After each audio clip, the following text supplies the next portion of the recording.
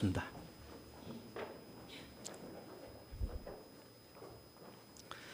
그저께 금요일 심야 기도회를 드리면서 사랑에 대한 설교를 잠깐 드린 바가 있습니다. 만물의 마지막에 가까이 올수록 서로 사랑하자. 그리고 사랑은 허다한 죄를 덮는다. 그런 말씀을 드리면서 그 사랑을 이렇게 정리를 했습니다. 사랑은 그 사람의 입장과 처지에 깊이 개입해서, 그리고 두 번째는 그 사람의 입장과 처지를 공감하며, 그리고 세 번째는 그 사람과 함께 살아가는 것, 이것이 사랑이다, 이렇게 정리를 했습니다. 사랑이란 말이 너무 통속적이고 너무 흔하게 그렇게 쓰이기 때문에 우리는 그냥 생각나고 보고 싶고 좋아하고 그런 것만이 사랑이라고 늘 그렇게 생각하지만은, 성경이 말하는 사랑은 바로 그런 겁니다. 그 사람의 입장과 그 사람의 처지를 생각하면서 깊이 개입하고 공감하고 함께 살아가는 것, 이것이 사랑이다, 이렇게 정리를 했습니다. 그러면서 그 사랑이라는 그 주제를 성경적인 근거를 찾는다 그러면은 두 가지를 찾아볼 수가 있습니다. 첫 번째는 누가복음 10장에 나와 있는 이른바 선한 사마리아 사람이고, 두 번째는 예수님의 십자가 사건이에요. 그 선한 사마리아 사람의 그 이야기는 이렇게 진행되고 있습니다.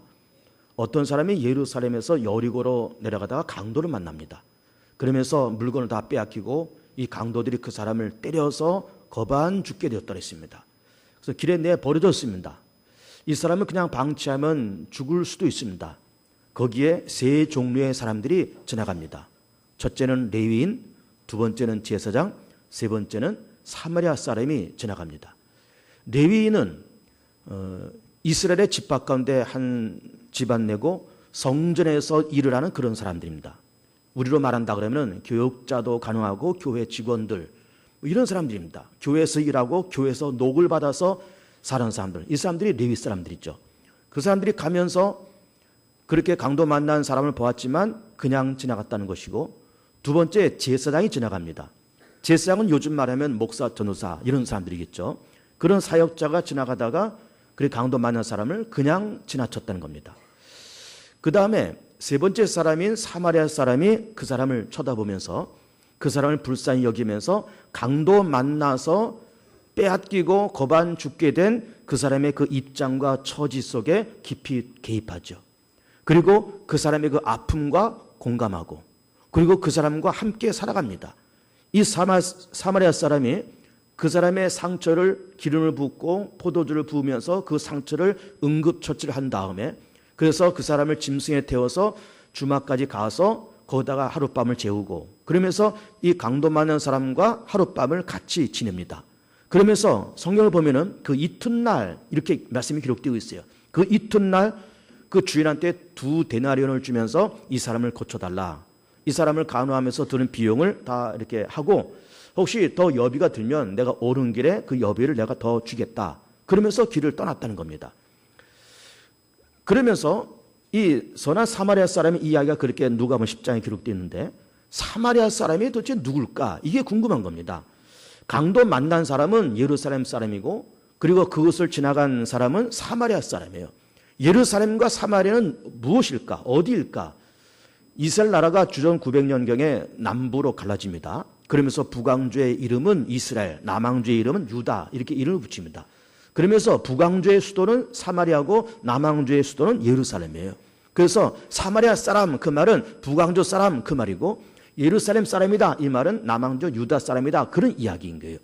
이 두 왕조가 역사적인 사건 때문에 시간이 흘러가면서 서로 등을 돌리게 됩니다. 서로 반목하고, 그러면서 서로가 똑같은 아브라함의 자손이고 야곱의 12아들 가운데 다 그렇게 흩어진 백성들이지만은 서로가 반목하면서 서로 상종하지 아니하고, 서로 눈도 마주치지 아니하고, 그러면서 예루살렘 사람들이 북으로 갈 때는 사마리아를 거쳐서 가야 되는데 그 사람들과 마주치는 게 싫어서 빙 돌아서 가고, 사마리아 사람도 마찬가지. 그렇게 하면서 서로가 이 남북 왕조가 왕래를 하지 아니고 서로 반목 가운데 있었던 그런 때에 그 사마리아 사람이 강도 만난 예루살렘 사람을 보았다는 거예요. 평소에도 상종하지 않는 그런 사이인데 강도 만난 사람 상종하지 않아도 충분히 그럴만하다라고 이해가 될 법한데 이 사람에게 포도주를 붓고 기름 부으면서 치료하고 주막에 가서 이 사람을 치료하라고 그렇게 부탁을 했다는 겁니다. 그러면서 우리는 이 사랑의 개념을 얘기하면서 사랑이라고 하는 것은 그 사람의 입장과 처지 속에 깊이 개입해서 그리고 그 입장과 처지를 공감하고 그리고 그 사람과 함께 살아가는 것, 이것이 사랑이다, 이렇게 정리를 해볼 수 있는 겁니다. 그리고 사랑의 또 다른 관점으로 본다 그러면 예수님의 십자가 사건인 거죠. 하나님께서 이 세상을 바라보시면서 이 세상의 모든 인류가 허물과 죄 가운데 빠져 있고 아담과 하와가 선악과를 따먹고 타락하면서 인류 가운데는 3대 무지와 3대 악재가 찾아오잖아요. 여러분이 3대 무지와 3대 악재는 여러분들이 이해를 잘 하셔야 되고 이건 머릿속에 꼭 기억해야 될 말씀입니다. 여러 번 말씀드리지만은 이거는 우리가 꼭 이해를 해야 됩니다. 우리 인간은 자기 자신을 깨닫지 못하고 하나님을 알지 못하고 그러면서 이렇게 살아가면서 어떤 결과가 찾아올 줄을 모르는 이런 3대 무지 가운데서 그렇게 세상을 살아갑니다. 3대 악재가 있습니다. 죄와 사망 권세와 사단의 권세에 이런 3대 악재에 그렇게 묶여서 살아갑니다. 그러면서 그런 인간의 어려운 처지를 오늘 본문 로마서 5장에서는 6절과 8절과 10절에서는 인간의 입장과 처지를 3단계로 나눠서 이렇게 말씀하고 있습니다. 첫째는 우리가 연약할 때, 둘째는 우리가 죄인 되었을 때, 그리고 세 번째는 우리가 원수 되었을 때, 이렇게 인간의 입장과 처지를 이야기를 하고 있어요. 그렇게 연약하고 죄인이고 원수였을 때 예수께서 이 땅에 오셔서 우리를 위해서 죽으시고 부활하심에 그 예수를 통해서 우리가 구원받아서 의롭게 되었으니 하나님의 자녀가 되었으니 화평을 누리고 즐거워하자. 그런 본문의 내용이 오늘 본문에 기록이 되어 있는 거예요. 근데 우리는 이 6절, 8절, 10절에서 연약할 때, 죄인 되었을 때, 원수 되었을 때라고 하는 것을 보면서 연약했을 때라는 것이 뭘까 이런 생각을 해보는 겁니다. 연약하다. 뭐 힘이 없어서 뭐 맨날 골골거리고 그런 것이 연약일까? 그런 것도 물론 포함되어 있지만은 연약이라고 하는 것은 이렇게 해석을 해야 됩니다. 모든 사람의 죄를 범하며 하나님의 영광을 이루지 못하고 그럼 거기서 말하는 하나님의 영광이라고 하는 것은 하나님의 나라, 의로움의 세계, 진리의 세계, 영생의 세계. 그래서 모든 사람의 죄를 범해서 하나님의 영생의 세계에 들어갈 수 없는 자격 미달인 그렇게 무능하고 연약한 사람이 되었다 그 말이에요. 자격 미달의 사람이 되었다 그 말입니다. 예를 들면 어느 대기업 유명한 회사에 들어가고 싶습니다. 거기에 들어가면 연봉도 높고 뭐 사원들 복지시설도 잘 돼 있고 그래서 그 회사에 꼭 들어가고 싶은데 거기서 요구하는 스펙이 굉장한 스펙을 요구하는 거예요. 근데 내가 갖고 있는 스펙은 너무나 부족합니다. 그런 것과 똑같은 거예요. 하나님의 나라는 영원하고 거룩하고 진리의 세계, 의의 세계고 완벽한 행복과 자유가 있는 그 하나님의 세계가 있고 예수 안에서 죄사함의 세계, 의로움의 세계, 거듭남의 세계, 하나님의 자녀들의 세계가 있는데 그렇게 되기에는 우리가 너무 무능하고 자격이 부족하다 그 말이에요. 이것을 연약하다 이렇게 말씀하고 있습니다. 그리고 우리가 연약할 때, 그리고 두 번째는 8절에서 우리가 죄인 되었을 때 이런 말씀을 하시고 있습니다. 그럼 죄인 되었을 때라고 하는 것은 그냥 우리가 통상적으로 우리가 죄가 많지. 그래 우리는 죄가 많어. 우리가 죄 가운데 태어나서 지금까지 원죄와 자범죄를 가지고 그렇게 살아가고 있지. 그러니까 우리 죄인하고 말하겠지. 우리가 그렇게 해석되지만은 이 말씀을 다시 한번 깊이 들여다보면은 죄인 되었을 때라고 하는 것은 결국 우리는 모두가 다 사망에 눌려 있을 때라는 말과 똑같은 말이에요. 왜 그럴까? 죄의 삭은 사망이고 모든 사람이 죄를 범하며 하나님 영광을 이루지 못하기 때문에 모든 사람이 죄 가운데 놓여있고 죄악의 사슬에 놓여있을 때라는 말과 똑같은 말이에요. 그리고 세 번째 말씀이 중요합니다. 우리가 원수 되었을 때라는 말씀을 본문 10절에서 말씀하고 있습니다. 여러분 원수란 말이 뭐예요? 우리가 흔히 왼수래요. 왼수. 그리고 이게 원수가 되었던 우리가 흔히 왼수가 되었던 이 왼수가 뭐냐 이게. 왼수라고 하는 거는 내가 어느 사람과 이렇게 살아가면서 이 사람으로부터 내가 무고하게 어떤 해로움을 입었어요. 아니 내가 그렇게 해로움을 입을 만큼 내가 잘못을 했다거나 내가 그 사람한테 무슨 미안한 짓을 해가지고 해로움을 입었다 그러면은 이건 자업자득이고 당연히 내가 받아야 될 형벌이다 이렇게 생각했지만은 내가 무고하게 아무런 저 사람에게 내가 아무런 해코지 한 것도 없는데 무고하게 이 사람에게 내가 해를 입었어요. 해를 입은 것뿐만 아니라 이 사람이 나한테 배신하고 뒤에서 나를 욕하고 나를 흠잡고 나를 핍박하고 그러면서 있는 겁니다. 무고하게 그렇게 하는 거예요. 그러면서 받는 그 아픔과 상처, 그러면서 받는 그 원한 관계, 이런 걸 얘기하는 거예요. 내가 누구로부터 피해를 입고 해로움을 입어서 원한 관계에 있는 그 상대방을 원수라 그러잖아요. 그러면서 그 원수를 바라보면서 우리는 통상적으로 어떻게 생각하는 거예요? 그 원수가 망하기를 기다리고 때가 되면 그 원수를 내가 어떻게 안갚음을 해야 되겠다면서 칼을 갈고 있지 않습니까? 우리 사람들은 다 그렇게 하는 거예요. 원수가 망하기를 은근히 기다리고 있고 어떻게 내가 너를 한번 때가 되면 내가 너를 한번 어떻게 해보겠다 이런 생각을 다 갖고 있는 겁니다. 그러면 우리가 원수 되었다고 하는 이 표현이 그럼 하나님께서 인류가 아담과 하와가 선악과 따먹고 범죄에서 세상으로 나아갔으니까는 하나님께서 막 칼을 갈면서 인간을 향해서 이를 붓붓 깔면서 인간들 너희들 다 망해. 응? 너희들 내가 다 죽일 거야. 이 나쁜 놈들. 그러면서 원수라고 하나님께서 그런 마음이 있기 때문에 우리 사람을 원수라고 그렇게 말씀하셨을까? 그런 건 아니에요. 그런 건 아닙니다. 왜 본문에서 원수였을 때라는 말씀을 하시고 있을까? 이런 겁니다. 자, 사실은 우리 세상을 살면서 가장 마음속에 안타까운 감정이 뭔가 하면은 배신당하는 거예요. 저 사람이 나를 한 대 때려도 아픈 거는 좀 견디면 나을 수 있고 또 누가 나한테 욕을 해도 아직 거 뭐 욕 먹지 그러면서 또 하룻밤 자고 또 툴툴 털면 내가 그 욕 먹은 것도 다 잊어버릴 수 있겠지만은 배신을 당하는 것만큼 아픈 건 없는 거예요. 배신당하는 것만큼 흔히 뭐 배신 때린다 그런 말을 하지 않습니까? 그럼 배신한 말은 뭐예요? 누구로부터 내가 많은 신세를 지고 많은 은혜를 입었는데 등을 딱 돌리고 돌린 것만이 아니라 뒤에서 뒤통수를 치고 이런 것이 배신이에요. 하나님이 인류를 창조하시고 아담과 하와를 만드셨는데 아담과 하와가 하나님께로부터 불순종하고 선악과를 따먹고 그러면서 에덴에서 쫓겨납니다. 그러면서 인류 가운데 죄가 들어오고 흙이니 흙으로 돌아간다고 하는 사망 권세가 이 땅에 찾아왔고 그러면서 어쨌든 그렇게 인류의 조상의 범죄해서 모든 사람의 죄를 범해서 하나님의 영광을 이루지 못하는 그런 세상이 되었지만 그럼에도 불구하고 하나님이 이 세상을 버리지 않으십니다. 하나님이 비를 내리실 때 의로운 자와 악한 자 동시에 비를 내리시지 의로운 자의 밭에만 비를 내리시는 하나님은 절대로 아닌 거예요. 햇볕을 비춰주시되 의롭고 선한 사람에게 햇빛을 비춰주시고 악한 사람에게는 햇빛을 가려주시고 응달을 만드시는 그런 하나님은 절대로 아닌 거예요.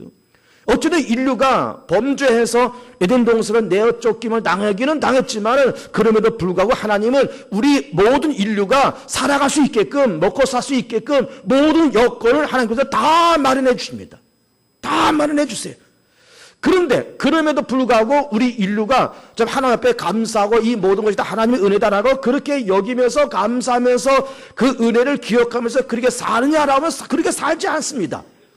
하나님을 믿지 않고 예수를 믿지 않는 것뿐만 아니라 안티가 되어버린 거예요. 하나님 앞에서 안티가 되고 교회 앞에 안티가 되고 예수 십자가 앞에 안티가 되면서 하나님을 모욕되게 만들고 예수의 이름을 교회의 그 신성함을 모욕되게 만드는 사람이 이 땅에 얼마나 많은지 몰라요.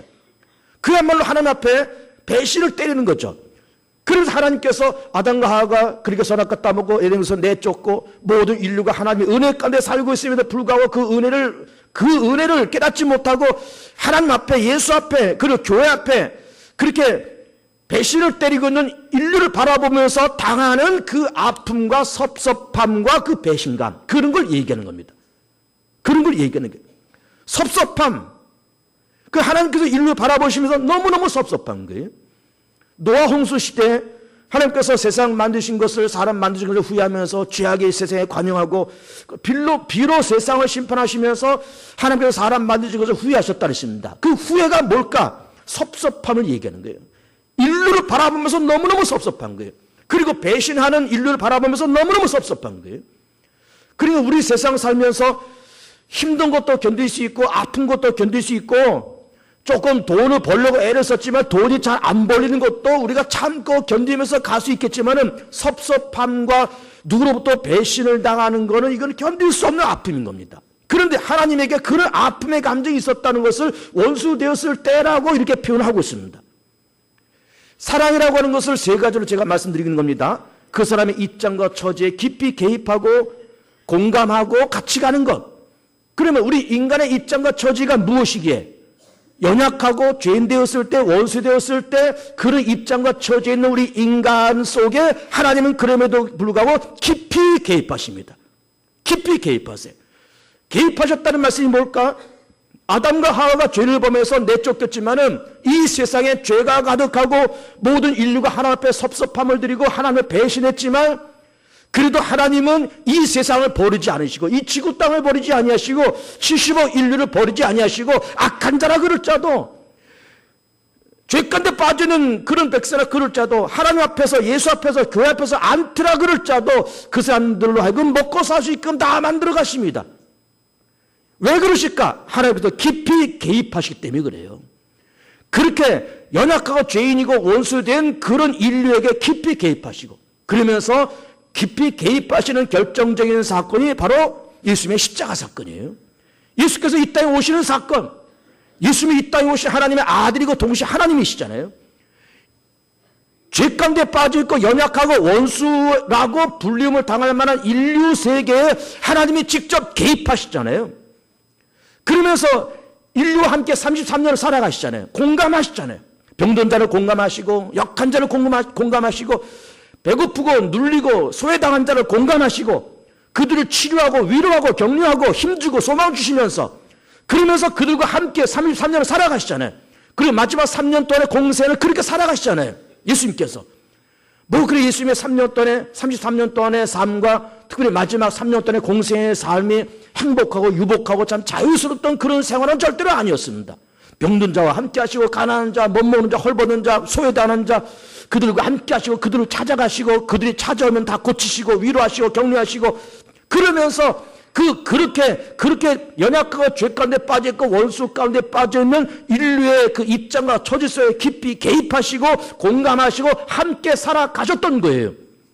이것이 그러니까 우리 사랑이라는 개념을 놓고 보면서 선한 사마리아 사람의 입장을 놓고 봐서도 마찬가지고 예수님의 십자가 사건을 봐도 그렇고 사랑이라고 하는 거는 그냥 감정적으로 뭐 좋다 싫다 뭐 보고 싶다 그런 감정이 아니라 그 사람이 어떤 처지 어떤 입장에 있든지 간에 그 입장과 처지에 깊이 개입하고 공감하고 같이 살아가는 것이 이것이 사랑이더라 그 말이죠.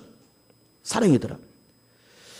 그러면서 그렇게 살아오시면서 그렇게 하나님의 사랑의 극치는 바로 예수님의 십자가 사건이에요. 인류의 처지에 깊이 개입하시고 공감하시고 함께 살아가면서 마지막에는 그래 좋다. 너희들의 허물을 내가 다 짊어질게. 너희들의 잘못 다 짊어질게. 모든 인류의 허물과 죄는 내가 다 짊어질게. 다 짊어지고 당신은 아무 죄가 없음에도 불구하고 아무 책임이 없음에도 불구하고 마치 죄인인 양 당신에게 책임이 있는 양 우리 위해서 그렇게 죽으시고 부활하시는 그런 역사를 통해서 우리에게 구원의 길과 의로움의 길을 열어놓으셨던 거예요. 열어놓으셨던 겁니다. 그러면서 오늘 본문을 가만히 보면은 8절 말씀 보면은 우리가 죄인 되었을 때 그리스도께서 우리 위해 죽으심으로 하나님께서 우리에 대한 자기의 사랑을 확증하셨느니라. 확증한 말이 뭘까? 자, 우리는 아까 선한 사마리아 사람 얘기도 했지만은 강도 만난 사람을 이렇게 보면서 누구나 다 그 사람을 동정할 수 있습니다. 안 됐구나. 잘못하면 죽을 수도 있겠구나. 안 됐다. 불쌍하다. 어떻게 저렇게 됐을까? 이런 감정을 누구나 다 가질 수 있습니다. 지나갔던 제사장도 그런 감정을 가졌을 것이고 레위 사람도 그런 감정을 가졌을 거예요. 안 됐다. 불쌍하다. 그러나 하나님은 사랑이라고 하는 이 큰 명제를 우리가 놓고 보면서 하나님도 이렇게 연약하고 죄 가운데 빠져있고 원수의 가운데 빠진 인류를 바라보시면서 너희들 그렇게 고생하는 거 싸다. 너희들 그냥 뭐 그렇게 하는 것은 너희 조상 인류가 너희 인류의 조상이 선악과를 따먹었다네 그래. 너희들 다 고생해. 그래 싸. 지옥 가야 마땅해. 그러면서 하나님은 사랑이라는 그런 이름만 갖고 있고 인류가 그렇게 죄 가운데 빠졌을 때 그냥 물끄러미 바라만 보신다고 그러면 하나님은 사랑은 아닌 거예요. 하나님은 사랑이시다. 이게 성경 대명제인데 그렇게 죄인이요 원수요 연약한 가운데 빠지는 인류를 바라보시면서 그냥 물끄러미 바라만 보신다 그러면 이건 사랑이 아니다 이거예요. 제사장도 마찬가지고 그리고 레위 사람도 마찬가지고 지나가면서 불쌍하다 안 됐다라고 그런 감정만 갖고 있다 그러면은 그건 더 이상 사랑이 아니다 이거예요. 그건 감정일 뿐이지. 그러나 하나님은 그렇게 연약하고 죄 가운데 빠진 인류의 그 입장과 처지 가운데 깊이 개입하시고 공감하시고 함께 살아가시면서 하나님은 사랑이라고 하는 것을 예수의 십자가를 통해서 우리 가운데 확증하셨다 그 말이에요. 여기서 확증이라는 말은 예수의 십자가 사건을 얘기하는 거예요. 감정만의 사랑이 아닌, 그냥 안 됐다 뭐 이런 연민이 아닌, 완전히 당신 몸을 집어 던져서 죄 가운데 빠지는 인류를 건져서 하나님은 말뿐의 사랑이 아닌, 감정만의 사랑이 아닌 모든 그 하나님의 그 따뜻한 마음과 사랑의 마음을 현장에서 현실로, 그리고 사건 속에 하나님의 사랑을 실제로 녹아가는 것이, 이게 하나님의 사랑이고 이것이 예수의 십자가고, 그래서 오늘 본문에서는 하나님의 사랑이 확증했다 이런 말씀을 하시고 있는 겁니다. 그리고 우리는 사랑이라는 것을 이렇게 얘기하면서 사랑은 뭐 깊이 개입한다, 공감한다, 함께 사랑한다, 그렇게 하면서 선한 사마리아 사람이 그 예고, 예수님의 십자가가 그 두 번째 예라고 그런다 그러면은, 그러면 하나님의 사랑은 그냥 2000년 전에 예수의 십자가가 있은 다음에는 그냥 끝난 건가? 이런 생각을 할 수가 있습니다. 끝난 것이 아니라 하나님의 사랑은 지금도 여전히 유효합니다. 하나님은 우리가 어려움 당할 때, 소외 당할 때, 아플 때, 병들었을 때, 고난 당할 때, 우리가 외롭고 적적할 때 하나님 우리의 입장과 처지 속에 깊이 개입하시고 우리의 삶에 공감하시고 함께 살아가고 계시는 하나님을 발견하고 감사하면서 살아가는 여러분들 되시길 축복합니다. 개입하십니다. 그리고 같이 공감하시고 함께 살아가시는 거예요. 함께 살아가신 겁니다. 그러면서 우리 그렇게 함께 살아가면서 우리는 점차 성숙해가고 철도 들어가야 되잖아요. 예수를 10년 믿으면 10년 믿은 것만큼, 20년 믿어서 20년 믿은 만큼 우리는 성숙하고 철 들어가야 되지 않습니까? 그럼 그렇게 예수 믿는 사람으로서 성숙하고 철 들어가는 방법이 뭐냐라고 할 때, 오늘 본문의 말씀을 가만히 보면은 우리가 지금까지 살아왔던 과거, 앞으로 살아갈 미래를 놓고 보면서 지금까지 살아왔던 과거를 들여다보면서 이 모든 것이 다 하나님의 은혜고 부모의 은혜가 있어서 오늘 내가 존재한다. 그러면서 하나님의 은혜와 부모의 은혜가 있었음을 깨닫고, 모든 은혜를 깨닫고, 그러면서 내일과 미래를 바라보면서 더 진실되게 살아야 되겠다, 더 예수를 잘 믿고 더 교회 열심히 다니고 더 내가 맡겨진 모든 직분과 달란트를 더 성실하게 감당해야 되겠다라고 하는 그런 거룩한 결단을 가지면서 살아가는 것이, 이것이 참된 인간인 거죠.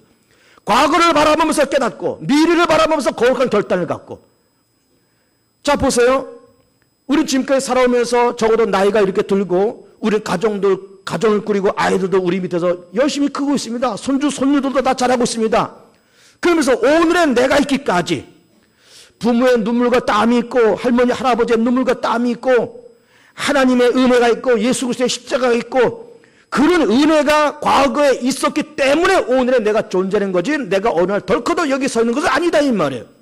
그러면서 오늘의 내가 있기까지, 저를 예로 든다 그러면 오늘의 박정화 있기까지 하나님의 은혜요, 부모의 은혜요, 믿음의 선배들의 은혜요, 그런 것이 있었기 때문에 내가 있다고 하는 것을 내가 깨닫고 그리고 미래를 바라보면서 내가 더 진실되게 더 거룩하게 더 내가 하나님 앞에 유익하고 교회 앞에 세상 앞에 유익한 사람이 되겠다라고 내가 결단하고, 그래야 그것이 참된 인간이 아니냐 그 말이에요.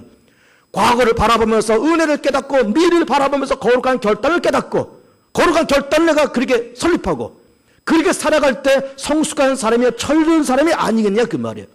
근데 이것이 바뀌어서 하나님의 은혜가 많고 부모의 은혜와 눈물과 땀이 다 많음에도 불구하고 이걸 전혀 인정하지 않고 깨닫지 못하고 천방지축 세상을 살아가고, 좀 나이가 좀 30 넘고 40 넘고 좀 그랬으면 철도 들어서 좀 자기 일을 자기가 스스로 결단해서 자기가 좀 찾아서 할 줄 알고, 이제는 좀 자기 스스로 좀 뭐 좀 할 줄 알고 이래야 되는데 여전히 좀 거룩하게 살겠다, 좀 진실되게 유익하게 하나님 앞에서 세상 앞에서 내가 정말로 교회 앞에서 유익한 사람이 되어보겠다라는 그런 거룩한 결단을 가져야 되는데, 이런 결단을 갖지 못하면 여전히 철이 없는 거예요.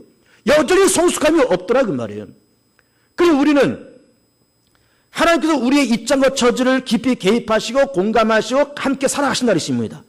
예수님의 삶이 그것의 결정적인 증거라고 했습니다.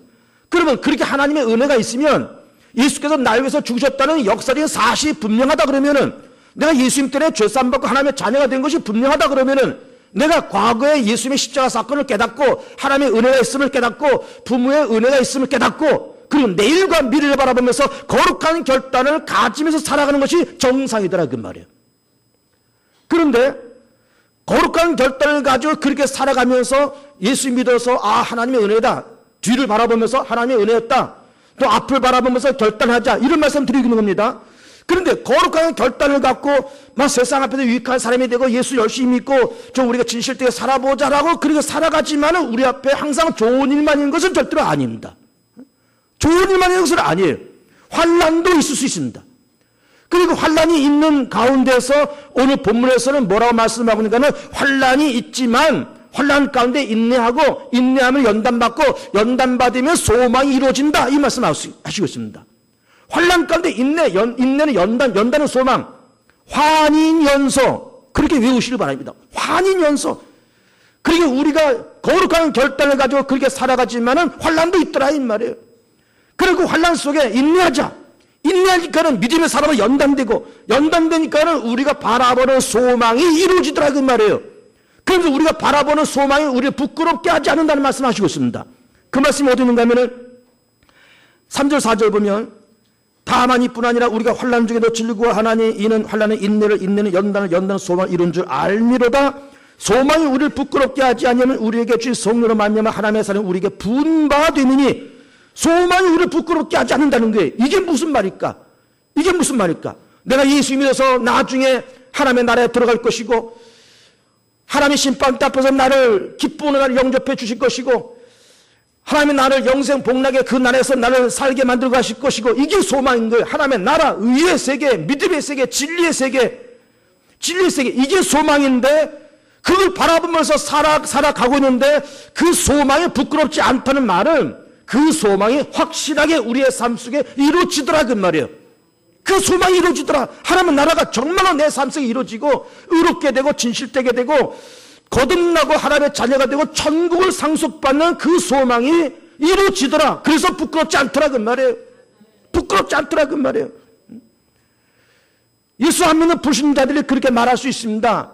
예수 믿는 밥이 나오냐 떡이 나오냐, 그런 말 많이 할 수 있지만은 우리는 담대하게 말할 수 있어야 됩니다. 예수 믿으면 밥도 나오고 떡도 나온다.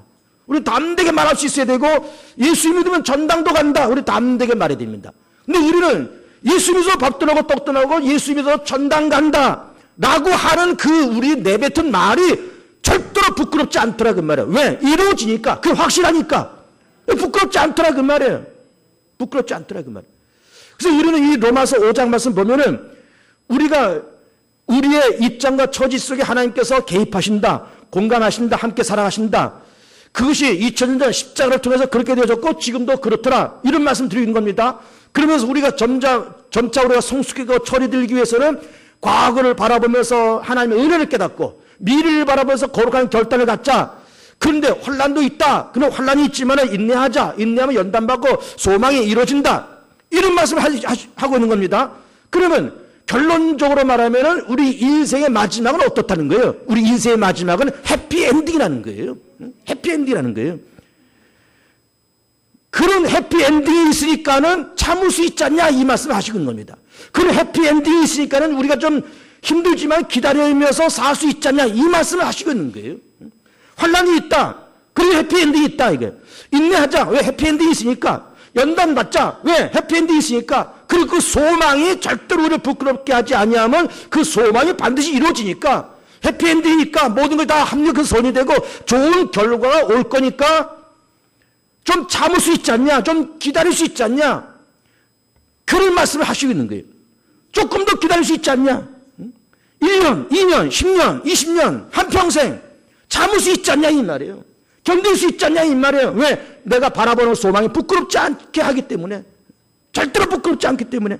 합력해서 선이 되고 해피엔딩이니까는 우리가 좀 참고 기다리면서 환인연소, 환난은 인내, 인내는 연단은 소망이 이루어지고 그 소망이 나를 부끄럽지 않게 하신다는 걸 담대하게 말하고 그것을 믿으면서 살아보자는 얘기입니다. 그러면서 그 해피엔딩을 말씀하시면서 그래서 우리는 어떻게 살자라고 말씀하시는가 하면은 화평을 누리자, 즐거워하자라는 말씀을 계속하고 있습니다. 1절에도 화평을 누리자, 2절에서도 즐거워하자, 마지막 절 11절에서도 즐거워하자, 이런 말씀을 하시고 있습니다. 화평을 누리자, 즐거워하자. 왜 누리자고 얘기할까? 왜 화평을 누리자고 얘기할까요? 왜 즐거워하자고 얘기할까요? 해피엔딩이니까. 환인연소니까. 그리고 그 소망을 부끄럽게 하지 않으시니까. 하나님이 우리의 삶을 공감하시고 같이 살아가시니까. 그러니까는 화평을 누리자, 즐거워하자 이런 말씀을 하시고 있어요. 그러면서 화평이라는 말도 우리가 이해가 되고 즐거워한다는 말도 이해가 되는데 그거보다 더 중요한 말이 뭔가 하면은 누린다는 말이에요. 1절에 화평을 누리자, 하나님과 화평을 누리자, 누린다는 말이에요. 여러분, 누린다고 하는 것은 굉장히 중요한 말입니다. 누린다고 하는 것은 누림의 축복이 있길 축원합니다. 누림의 축복, 여러분 누림의 축복이 뭔가 보세요. 우리가 살아가는 이 아파트가요, 비싼 아파트는 50억, 60억 하는 아파트도 있답니다. 에? 50억, 60억 하는 아파트가 있다고 그래요. 아주 뭐 돈 많은 사람들이 그런 데서 살겠죠. 그런데 보증금 500에 월세 30만 원짜리 집도 있습니다. 예? 그리고 우리나라는 대단히 좋은 나라예요. 왜? 있으면 있는 대로 살 수 있는 길이 있고 없으면 없는 대로도 살 수 있는 길이 있어요. 우리나라는 참 좋은 나라입니다. 60억짜리 아파트에서 살 수 있고 500에 30짜리 아파트 그런 반지하에서 그런 지에서 살 수도 있습니다. 근데 보세요. 60억짜리 아파트에 됐든 500에 30짜리 그런 빌라 반지하가 되었든 무엇이 중요하냐? 누림이 중요한 거예요. 누림이. 60억짜리 아파트에서 마음에 늘 불안하고 염려가 있고 갈등이 있고 부부간에 어떤 불편한 관계가 생기고 부자간에 고부간에 이웃간에 사업하면 사업 경쟁자 간에 끊임없는 어떤 알력이 있고 갈등이 있고 그러면서 심지어는 그런 사업 경쟁자를 통해서 협박도 당하고 그러니 60억짜리 아파트에서 벤츠를 3대씩 굴려가면서 그렇게 있을지라도 그건 절대로 누리는 게 아닌 거예요. 절대로 누리는 게 아니에요. 그러나 보증금 500에 월세 30만 원짜리 그런 단칸방에서 3식구 4식구가 오손도손 살면서 부부가 맞벌이 하면서 한 300만 원 번다. 그거 가지고 그냥 겨우 식구들 그냥 밥이나 먹고 산다.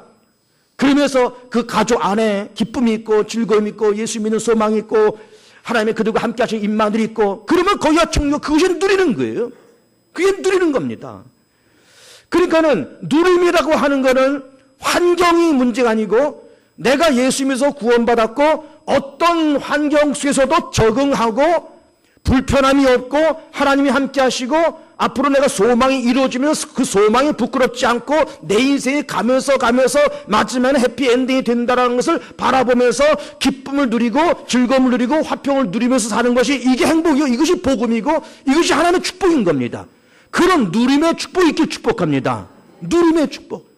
작은 것도 내가 자족하고 누리고 어렵고 힘든 그런 상황이지만 그러면서 그 누림의 축복이 있으면서 그러면서 작은 것으로 감사하면서 그렇게 살아가면서 하나님께서 성도들의 삶을 또 이렇게 함께 하시고 그 입장과 처지에 개입하시고 공감하시고 함께 살아가면서 환난 속에 있지만 인내하고 인내했더니 연단받아서 강한 인간이 되고 그러면서 소망이 점점 생기고 그 소망이 현실로 이루어지고 그러면서 점차 시간 지나가면서 좋은 일이 많아지고 행복한 사건이 많아지고 점점 누림의 풍성함이 임하는 복이 있는 귀한 성도의 귀한 삶 되시기를 축복합니다.